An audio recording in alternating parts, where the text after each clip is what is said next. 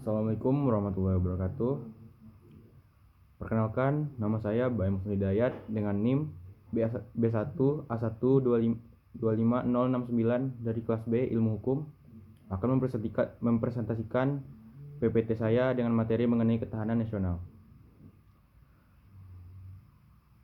Kita masuk ke pengertian ketahanan nasional. Mari kita mulai dengan memahami apa itu ketahanan nasional. Terdapat 3 perspektif atau sudut pandang utama dalam memenuhi konsepsi ini. 1. Sebagai kondisi, perspektif ini menggambarkan ketahanan nasional sebagai suatu keadaan atau kondisi yang seharusnya dipenuhi oleh bangsa dan negara. Kedua, sebagai pendekatan atau strategi. Ketahanan nasional dilihat sebagai sebuah cara atau metode integral dalam menjalankan kegiatan, khususnya pembangunan negara. Ketiga, sebagai doktrin atau konsepsi. Ini adalah konsepsi khas Indonesia berupa ajaran konseptual tentang pengaturan bernegara. Selanjutnya, tujuan ketahanan nasional. Lalu, apa tujuan utama dari ketahanan nasional? Tujuannya mencakup 4 poin penting, yaitu menjaga keutuhan NKRI. Ketahanan diperlukan agar Indonesia tetap bersatu dan stabil dalam menghadapi berbagai ancaman yang berpotensi memecah bangsa. Berikutnya ada melindungi keselamatan rakyat. Ini memastikan seluruh aspek kehidupan aman dan dari ancaman seperti konflik terorisme, bencana, dan instabilitas politik. Mewujudkan kesejahteraan. Ketahanan tidak hanya soal keamanan fisik, tetapi juga bagaimana ekonomi, sosial, budaya, dan lingkungan dapat berjalan stabil. Selanjutnya, menjamin kelangsungan hidup bangsa. Dengan ketahanan yang kuat, negara dapat bertahan dan beradaptasi menghadapi perubahan global dan perkembangan teknologi. Selanjutnya, asas-asas ketahanan nasional. Terdapat 4 asas yang menjadi pedoman dalam pelaksanaan ketahanan nasional. Yang ke-1, asas kesejahteraan dan keamanan. Dua aspek ini harus seimbang, negara harus aman, tapi juga mampu mensejahterakan rakyatnya. Yang kedua, azas komprehensif atau menyeluruh. Ketahanan mencakup semua aspek kehidupan bangsa, mulai dari ideologi, politik, ekonomi, sosial budaya, pertahanan keamanan, hingga lingkungan. Yang ketiga, asas kekeluargaan. Menempatkan kepentingan bersama di atas kepentingan pribadi atau kelompok, serta menjunjung tinggi semangat gotong royong. Yang keempat, azas mandiri. Bangsa harus mampu berdiri di atas kekuatan sendiri, tanpa ketergantungan yang berlebihan kepada negara lain. Selanjutnya, kita masuk komponen ketahanan nasional atau Trigatra. Konsepsi ini, ketahanan nasional di Indonesia dikenal sebagai Astagatra yang terdiri dari Trigatra atau aspek alamiah atau statistik, dan Pancagatra, aspek sosial atau dinamis. Untuk Trigatra, kita melihat 3 komponen. Pertama, geografi. Posisi Indonesia sebagai negara kepulauan sangat strategis yang memberikan peluang dalam perdagangan, pariwisata, dan pertahanan maritim. Namun, tantangannya adalah rawan bencana dan ancaman perbatasan. Yang kedua, ada sumber daya alam atau SDA. Indonesia kaya akan mineral, hutan, laut, dan energi. Kunci ketahanan adalah pengelolaan yang bijak agar tidak rusak atau dikuasai pihak asing. Ketiga, penduduk atau demografi. Kita memiliki jumlah penduduk besar dengan usia produktif yang tinggi. Jika sumber daya manusia atau SDM ini berkualitas, ia menjadi kekuatan. Jika tidak, ia akan menjadi beban bagi negara. Selanjutnya, ada komponen ketahanan nasional atau Astragatra, Pancagatra. Fokus pada Pancagatra sebagai aspek nasional atau dinamis yang terdiri dari 5 komponen. Pertama, ideologi. Pancasila adalah dasar negara dan pedoman kehidupan. Ancaman terhadapnya termasuk radikalisme, ideologi transnasional, dan hoaks yang melemahkan persatuan. Yang kedua, Politik. Sistem politik harus stabil, demokratis, dan bersih. Ancaman utamanya adalah korupsi, konflik politik, dan polarisasi yang tajam. Yang ketiga, ada ekonomi. Ketahanan ekonomi tercermin dari kemampuan negara menjaga stabilitas harga, lapangan pekerjaan, dan daya saing global. Ancaman yang dihadapi adalah inflasi, ketergantungan impor, dan krisis global. Lalu yang keempat, ada sosial budaya. Keragaman budaya adalah kekuatan identitas nasional. Namun, ancaman bisa datang dari budaya asing yang merusak moral, konflik sosial, dan ketimpangan. Yang kelima, pertahanan dan keamanan. TNI dan Polri adalah kekuatan utama untuk menjaga kedaulatan dan keamanan. Ancaman yang dihadapi sangat beragam, mulai dari terorisme, kejahatan cyber, pelanggaran wilayah, hingga separatisme. Selanjutnya, faktor yang mempengaruhi ketahanan nasional.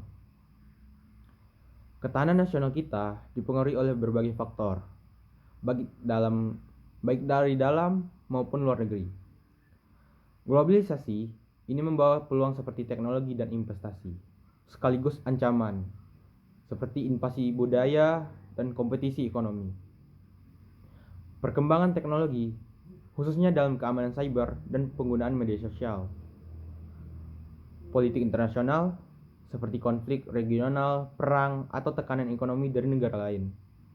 Kondisi internal, isu-isu dalam negeri seperti korupsi, ketimpangan dan sosial, dan kualitas pendidikan juga sangat mempengaruhi. Selanjutnya, ancaman terhadap ketahanan nasional. Ancaman terhadap ketahanan nasional dapat diklasifikasikan menjadi 3 jenis. Pertama, ancaman militer, meliputi serangan fisik atau pelanggaran wilayah.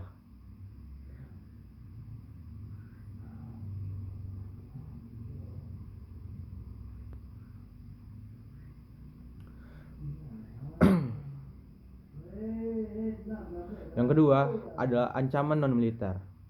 Ini adalah ancaman yang sifatnya lebih halus namun merusak, seperti hoaks dan disinformasi, serangan cyber, radikalisme, kriminalitas, krisis ekonomi, dan konflik sosial. Yang ketiga ada ancaman hibrida. Ini adalah ancaman gabungan antara militer dan non-militer. Contohnya adalah propaganda digital yang diikuti dengan infiltrasi fisik. Selanjutnya, ada upaya meningkatkan ketahanan nasional. Untuk memperkuat ketahanan nasional, diperlukan upaya di berbagai lini. Memperkuat pendidikan dan karakter bangsa melalui penanaman nilai Pancasila dan kewarganegaraan. Meningkatkan kualitas SDM, fokus pada pendidikan, kesehatan, dan kompetensi yang unggul. Memperkuat ekonomi nasional, contohnya mengembangkan industri lokal, UMKM, teknologi, kemandirian pangan. Menjaga stabilitas politik dan hukum dengan mencegah korupsi dan menjamin pemerintah yang bersih. Selanjutnya memperkuat pertahanan dan keamanan melalui modernisasi alutsista, keamanan cyber, dan kerjasama internasional. Melestarikan budaya nasional, contohnya untuk menjaga identitas dan memperkuat persatuan. Pengelola SDA yang berkelanjutan, mencegah eksploitasi berlebihan dan menjaga lingkungan hidup. Selanjutnya, landasan ketahanan nasional. Ketahanan nasional kita memiliki landasan yang jelas dan terstruktur. Yang pertama, landasan ideal, Pancasila. Kedua, landasan konstitusional, Undang-Undang Dasar Negara Republik Indonesia tahun 1945. Selanjutnya ketiga, landasan visional, yaitu cita-cita, proklamasi, dan tujuan negara. Keempat, landasan konsepsional, Astagatra. Kelima, landasan operasional, kebijakan pemerintah atau strategi bela negara.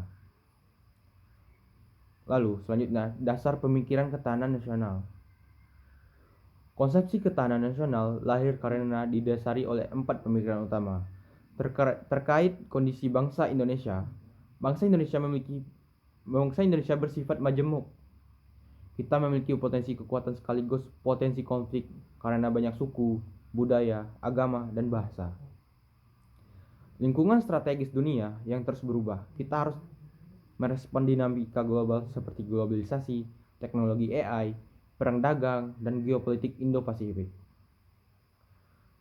Pengalaman sejarah bangsa, contohnya sejarah penjajahan, pemberontakan, konflik horizontal, dan separatisme, mengajarkan pentingnya persatuan.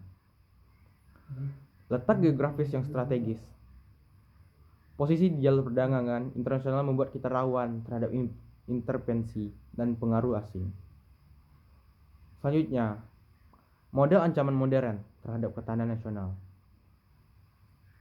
Pada slide ini, kita akan melihat lebih jauh mengenai model ancaman modern atau kontemporer terhadap ketahanan nasional. Sebelum kita masuk ke peran kita sebagai generasi muda. Selanjutnya adalah peran generasi muda dalam ketahanan nasional. Lalu, apa peran kita sebagai generasi muda dalam menjaga ketahanan nasional?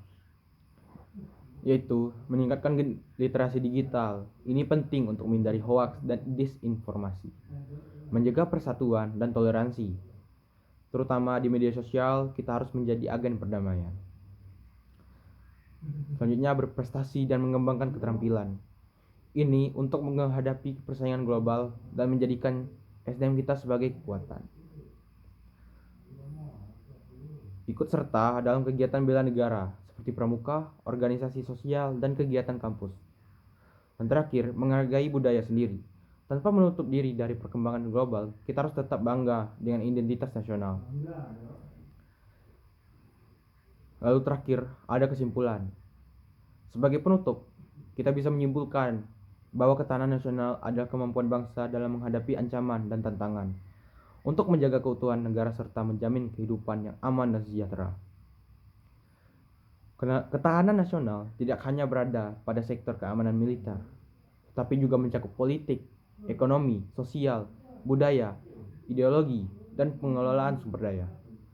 Semakin kuat seluruh aspek ini, semakin kuat pula posisi Indonesia dalam menghadapi dinamika global. Baik, demikian presentasi saya.